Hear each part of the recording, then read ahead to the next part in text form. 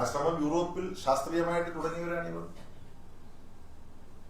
അതുകൊണ്ട് ഇതൊരു യൂറോപ്യൻ പ്രത്യയശാസ്ത്രമാണ് എന്നൊക്കെ ചില ആളുകൾ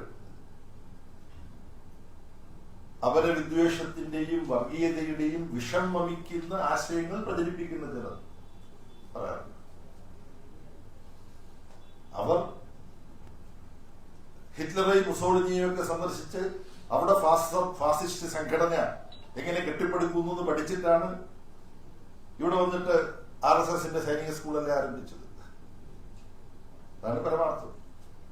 മുൻജെ എന്ന് പറയുന്ന RSSന്റെ പ്രത്യയശാസ്ത്ര ഉപദേഷ്ടാക്കളുടെ ഒരാളാണ് ഡോക്ടർ മുൻജെ എന്നാണ്. അദ്ദേഹം പോയി മുസോളിനിയെ കണ്ടതിനെ കുറിച്ചുള്ള അദ്ദേഹത്തിന്റെ ഡയറി കുറിപ്പ് ഡൽഹിയിലുണ്ട്. വിദേശത്ത് നിന്ന് ഫാസിസ്റ്റ് പാഠങ്ങൾ പഠിച്ചവർ സമത്വപൂർണമായ സമൂഹ നിർമ്മിതിയെ കുറിച്ച് ഇന്ത്യയിൽ പുരോഗമന പ്രസ്ഥാനം നടത്തുന്ന പ്രവർത്തനങ്ങളെ സ്പർശിക്കാറുണ്ട്. ഇത് വിദേശാശയമാണെന്ന് പറയുന്നത്. എന്നാൽ ഇത് വിദേശാശയമല്ല. ഇത് വിദേശാശയമല്ല എന്നുള്ളതിന് ഏറ്റവും നല്ല ഉദാഹരണം, നിങ്ങൾ ഇവിടുന്ന് കുറച്ച് മാർത്താണ്ഡം അടുത്ത് ചെന്ന് കഴിഞ്ഞാൽ സ്വാമിത്തോപ്പ് എന്ന് പറയുന്നൊരു സ്ഥലമുണ്ട്. സ്വാമിത്തോപ്പിൽ പോയി അയ്യാ വൈകുണ്ഠസ്വാമിയുടെ ആസ്ഥാനം കണ്ടിട്ടുള്ളവരുടെ ഇവിടെ ഉണ്ടോ?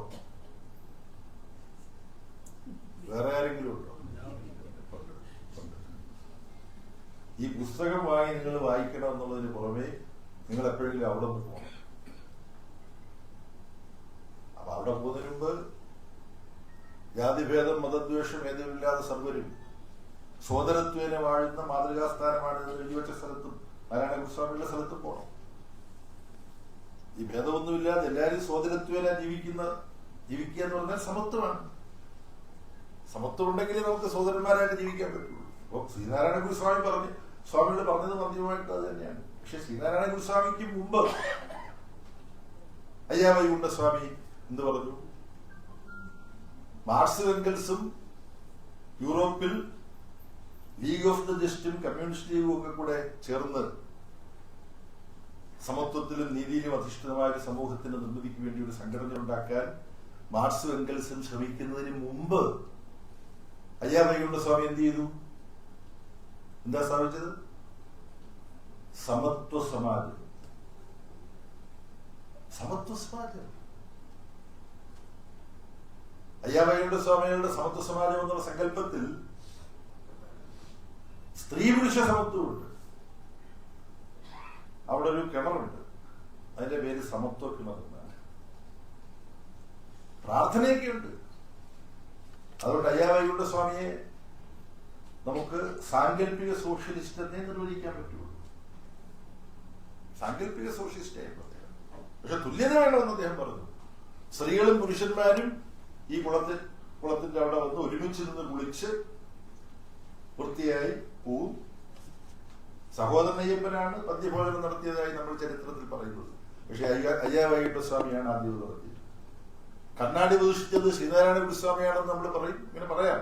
പക്ഷെ കണ്ണാടി പ്രതിഷ്ഠയും നാരായണ ഗുരുസ്വാമിക്ക് മുമ്പ് അയ്യാ വൈകുണ്ഠസ്വാമിയാണ് നടത്തിയത്. സമത്വ സമാജം അയ്യാ വൈകുണ്ഠസ്വാമി ഉണ്ടാക്കിയത് മാർക്സും എംഗൽസും ലീഗ് ഓഫ് ദ ജസ്റ്റും കമ്മ്യൂണിസ്റ്റ് ലീഗും ഒക്കെ ഉണ്ടാക്കുന്നതിന് മുമ്പാണ്. അത് ശരി. നമ്മുടെ കാരണവര് മാർക്സിനെയും പുള്ളി തോപ്പിച്ചു. നിങ്ങൾ ചിന്തിക്കും, അതിനകത്ത് അങ്ങനെ നമുക്ക് വിഷമം തോന്നേണ്ട യാതൊരു കാര്യമില്ല. എന്തുകൊണ്ട് മാർക്സിനേക്കാളും 9 വയസ്സ് മൂത്ത ആളാണ് ഈ അയ്യാ വൈകുണ്ഠസ്വാമി. മാർക്സ് 1818 ജനിച്ചത്. അയ്യാ വൈകുണ്ഠസ്വാമി 1809 ജനിച്ചത്. അപ്പൊ മൂപ്പ് കൂടുതൽ അയ്യാ വൈകുണ്ഠസ്വാമിക്കാണ്. പക്ഷെ അയ്യാ വൈകുണ്ഠസ്വാമി സാങ്കല്പിക സോഷ്യലിസമാണ് പറഞ്ഞത്. മാർക്സും എംഗൽസും ശാസ്ത്രീയ സോഷ്യലിസമാണ്. ആ വ്യത്യാസമുണ്ട്. സാങ്കല്പിക സോഷ്യലിസത്തിൽ നിന്ന് ശാസ്ത്രീയ സോഷ്യലിസ്റ്റ് കാഴ്ചപ്പാടിലേക്ക് മാർക്സും എംഗൽസിനും പുരോഗമിക്കാൻ കഴിഞ്ഞതിന് പിന്നിൽ ചരിത്രപരമായ ഒരുപാട് ഘടകങ്ങൾ.